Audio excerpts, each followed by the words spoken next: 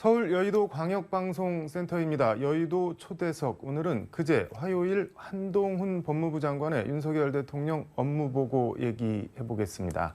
시사 읽어주는 변호사 손금주 전 의원 스튜디오에 모셨습니다. 변호사님 안녕하세요. 네, 안녕하십니까. 반갑습니다. 한동훈 법무부 장관 윤석열 대통령 업무보고 1시간 10분가량 독대 형식으로 진행이 됐다고 하는데 먼저 네. 어떤 내용을 보고했는지 좀 개괄적으로 보고 갈까요? 한동훈 장관의 업무보고는 크게 네. 두 가지로 살펴볼 수 있습니다. 네. 그러니까 형식 면에서는 특별히 한동훈 장관의 네. 독대 형식의 업무보고를 그러니까 언론을 통해 공개하는 네. 방식을 취했고, 내용 면에서는 검찰의 네. 직접 수사 역량을 강화하는 측면, 그리고 공수처의 우선 수사권을 폐지하는 부분에 대한 보고가 있었고요. 네. 또 검경 책임 수사 시스템을 마련하겠다. 그 장관의 수사지휘권을 폐지하고 검찰이 독립적으로 예산 편성권을 갖고 가겠다. 네.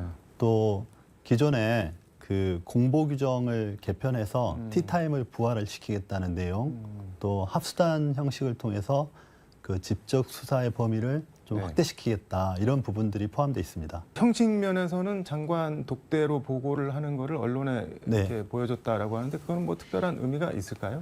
한동훈 장관의 보고 내용 자체가 네. 이제 검찰 수사권 독립 또 수사권 강화 측면인데, 이걸 이제 한동훈 장관이 직접 독대 형식으로 대통령에 보고를 하고 네. 대통령은 이거를 승인하는 모습을 언론을 통해 공개하는 형식을 취했다는 거죠. 그래서 네. 이제 한동훈 장관의 검찰 정책에 대해서 힘을 실어주는 그런 상징적인 보고가 아니었나 싶습니다. 네. 이게 지금 검경 수사권 조정에 따라서 부패 경제범죄로 9월부터 축소가 되는데 결국은 이거를 뭐 그 전으로 돌리겠다는 건가요? 그걸 어떻게 하겠다는 건가요? 문재인 정부에서 계속 네. 검찰 개혁을 주장하면서 네. 검찰의 직접 수사 범위를 제한하는 측면을 네. 했죠. 그래서 제도 개선을 통해서 그 강력부, 외사부 같은 전담 수사부서를 다 형사부로 바꿔놓고 네. 형사부에서도 직접 수사를 할 경우에는 검찰총장의 승인을 받도록 하는 식으로 굉장히 엄격하게 제한을 해왔습니다. 네. 근데 이런 부분들을 네. 이제 변화시키겠다는 것이고, 특히 앞으로 9월에 시행 예정인 그 검찰청법 네. 또 형사소송법 개정안, 네. 그러니까 우리가 검수안박이라고 네. 하는 그 법이 시행됨에 따른 그 검찰 수사권의 축소 우려를 네. 대응하겠다는 취지로 보입니다. 어제 서울 동부지검 형사 6부에서 문재인 정권 블랙리스트 네. 관련해갖고 과기부를 11시간 넘게 압수수색했던데 이게 그러면 9월에 이른바 검수안박법이 시행되면은 이게 뭐 부패범죄도 아니고 경제범죄도 아니잖아. 이거 네. 뭐 어떻게 되는 건가요, 그러면? 해석의 논의가 있는데, 네. 일단 법무부나 검찰 입장은 기존에 그 9월 이전에 네. 고발 고소가 이루어져서 수사가 시작된 사건은 네. 9월 이후에도 검찰이 계속 수사를 할 수 있다고 해석하고 있습니다. 그러면은 전 정권 관련한 수사 일단 다 벌려놓고 시작하면은 우리가 그렇죠. 뭐 하던 거니까 계속 수사하겠다 이렇게 할 수도 있겠네요. 네, 검찰은 현재 그렇게 해석을 하고 네. 일단 시작을 빨리빨리 진행을 하겠다, 이런 입장인데, 아무래도 9월 이후에 전 정권 수사를 하게 되면 네. 이제 야당이나 또 여론에 좀 반발이 있을 수 있기 때문에 9월 이전에 이제 최대한 빨리. 이게 지금 뭐 행안부 경찰국 신설도 그렇고 시행령으로 뭘 네. 하는 게 자꾸 논란이 되는 것 같은데 지금 법무부도 시행령을 통해서 기존에 조금 이제 축소됐던 검찰 수사권을 뭐 도로 가져오겠다, 뭐 회복하겠다 그런 취지인 것 같은데 어떤가요? 윤석열 정부 들어가지고 네. 이제 야당이 다수당으로서 국회를 장악하고 있는 측면은 있겠지만 굉장히 중요한 직제 개편을 할 때 네. 시행령으로 하고 있거든요.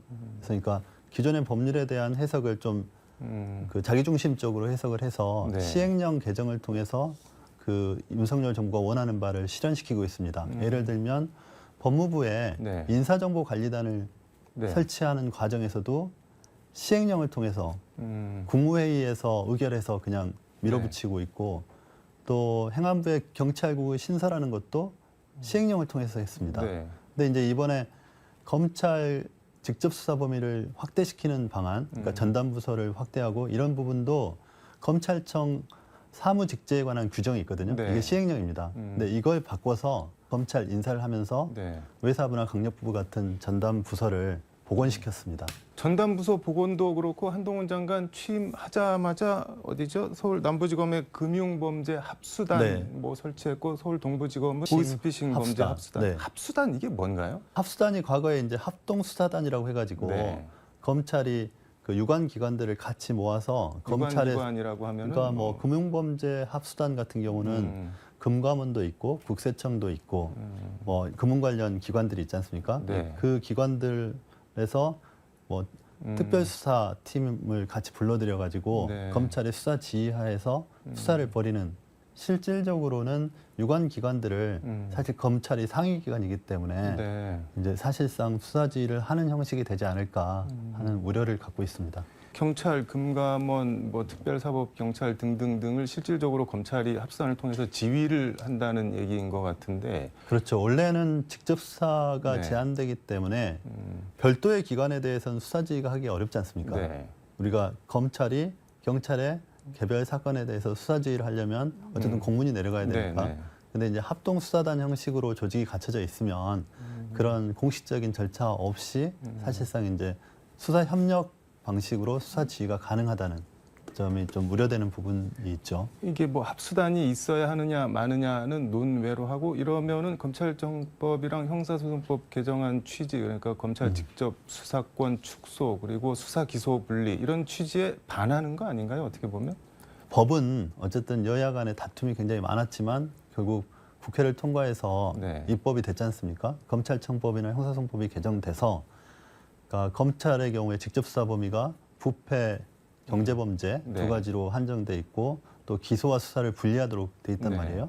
그런데 실질적 운영은 어쨌든 그러니까 검수완박법을 무력화시키겠다. 네. 근데 그 방법이 법을 다시 바꾸겠다는 것이 아니고 시행령이나 세부 규정들을 바꿔서 업무 관행을 바꿔서 그런 부분에 있어서 보완을 통해서 검찰의 수사권을 유지시키겠다는 그러니까 네. 과거로 복원하겠다는 것으로 읽혀서 당분간 계속 이런 좀 모순된 상황이 계속될 것 같습니다. 이거 뭐 어떻게 봐야 되나요? 그러면은? 그러니까 기본적으로 정부가 네. 과거의 법률 해석하고 좀 다르게 법률을 좀 적극적으로 해석해서 자신들이 원하는 정책을 추진할 때 시행령을 활용해서 추진을 한단 말입니다. 네. 국회가 그걸 대해서 강제적으로 입법을 통한 절차를 취하지 않고서는 막을 방법이 없단 말이에요. 네. 그래서 결국은 그런 경우에 있어서의 시행령에 대한 효력 문제는 헌법재판소나 대법원에서 판단을 받게 되는데 그 과정까지 상당한 진통이 있고 네. 또 윤석열 정부나 한동훈 장관이 추진하고 있는 법무부의 정책들이 그대로 진행될 가능성이 높다 이렇게 보고 있습니다. 대검에서 폐지된 그 범죄 정보 수집 기능도 한동훈 장관은 부활을 시키겠다고 하는데 이건 또 무슨 얘기인가요? 문재인 정부에서 특히 문무일 검찰총장 시절에 네. 대검의 정보 수집 그 직제는 있었지만 거의 형해화 시켜 놓고 있었고 또 문재인 정부 말에는 네. 그 아예 폐지를 했거든요. 그 이유는 박근혜 정부 시절에 김기춘 비서실장이나 우병우 민정수석이 네. 다 검찰 출신이었고 그 두 분이 이제 검찰 네트워크를 통해서 그 통치를 하는 수단으로 활용한 측면이 있어요. 네. 그때 이제 여러 가지 부작용이 있었다고 보고 검찰의 그 범죄 정보 수집 기능을 좀 축소시키자, 폐지시키자는 입장을 가지고 있었는데 다시 복원시키는 것으로 지금 이번 정부는 방향을 설정한 것 같습니다. 기존에 조금이라도 잃어버리고 뺏겼던 거 도로 다 가져오겠다 뭐 이런 거네요. 그렇죠. 과거로의 획이죠. 지금 공보 규정 개편 얘기 앞서 잠깐 얘기해 주셨는데 이것도 이제 뭐 흔히 언론과 검찰을 뭐 악어랑 악어새에 비유하기도 하는데 이거 폐지한 이유가 있었잖아요. 티타임 같은 거. 네. 이거 다시 뭐 부활하고 이런 건 어떻게 보시나요?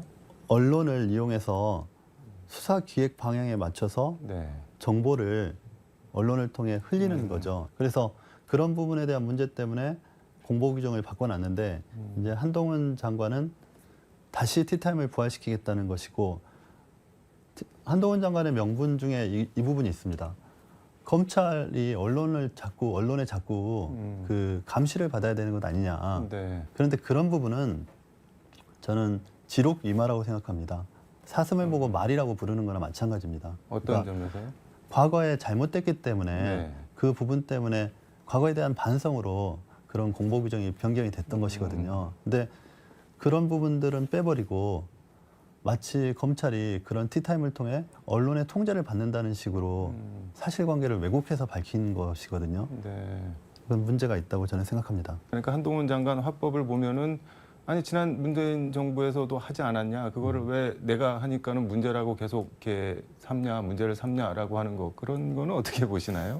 그러니까 한동훈 장관께서 네. 제가 봤을 때는 지난 정부에서 본인이 탄압을 받았다는 자의식이 너무 강한 것 같아요.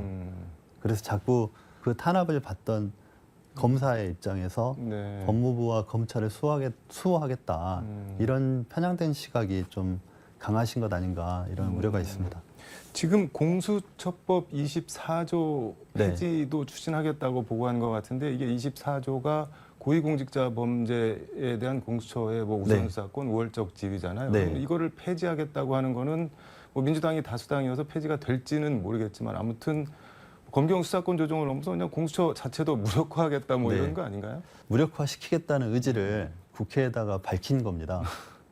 저는 왜 굳이 그렇게 하는지, 그러니까 결국은 국회에서 싸움을 하겠다는 야당에 대해서 아 나는 당당하다고 하는 취지로 이렇게 계속 싸움을 거는 네. 그런 모습을 보여주는 것이 적절한 건지는 잘 모르겠어요. 국회 대정부질문 보면은 저 버럭 박범계 뭐 이런 네. 얘기도 나오고 그런데 그거 어떻게 보셨나요? 전 박범계 장관이 예. 하신 말씀은 그런 말씀이 없더라고요. 제가 봤을 때. 네. 뭐 같은 당이어서 그렇기도 하겠지만 일단 법조인의 입장에서는 그런 말씀은 없습니다. 네. 다만 이제 그걸 표현하는 방식이 오죽했으면 그랬겠냐 싶긴 한데 네. 좀 합리적으로 조리 있게 설명하지 못하고 버럭하신 게 마이너스가 되지 않았을까. 한동훈 장관 같은 경우는 사실은 말씀하신 여러 그 주제들이 약간 편향된 입장에서 말씀을 하신 것이거든요. 편향됐다는 아까 건 말씀드린 어떤 것처럼 지난 정권의 검찰이 개혁이 잘못됐고 그 개혁의 희생자가 지난 정권의 탄압을 받은 희생자가 본인이라는 생각에서 자꾸 뭐 박범계 장관 시절에는 안 그랬냐 이런 식으로 당신들은 과거에 안 그랬냐 이런 식으로 하는 것은 바람직하지 못하다. 좀 미래를 보고 정치를 하시라 이렇게.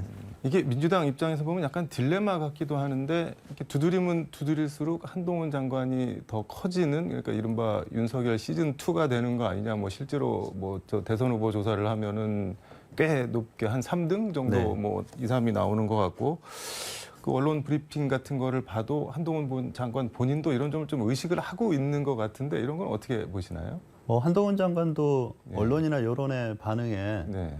아마 본인도 놀라기도 하면서 또 굉장히 좋아하고 있을 겁니다. 약간 즐기고 있는 거죠. 네. 그리고 이제 그렇게 말하는 화법이 기존의 정치권의 화법하고는 좀 다르기 때문에 국민들도 좀 새롭게 보는 측면이 있는데 한동훈 장관이 여러 가지로 부족하고 그런 부족한 부분을 한동훈 장관 청문회나 이번 대정부질의 과정에서 네. 제대로 밝히지 못하고 자꾸 화만 내고 많은 민주당 의원님들도 좀 각성하셨으면 좋겠다.